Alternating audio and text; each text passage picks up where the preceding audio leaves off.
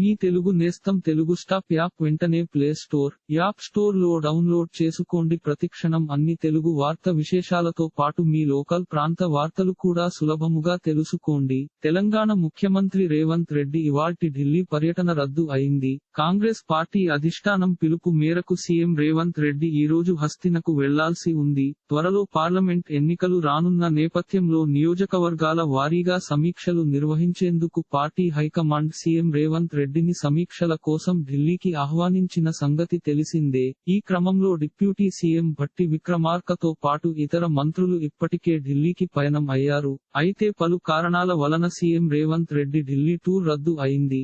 దీంతో మొట్టమొదటి పార్లమెంట్ సమీక్షా సమావేశానికి సీఎం రేవంత్ రెడ్డి దూరం అయ్యారు. ఇలాంటి మరిన్ని తెలుగు వార్త విశేషాలు కోసం ఛానల్ కి సబ్స్క్రైబ్ చేసి గంట నొక్కడం మర్చిపోకండి. ఈ వీడియోని తోటి మిత్రులకి షేర్ చేయండి. మీ అభిప్రాయాన్ని కామెంట్ లో తెలపండి.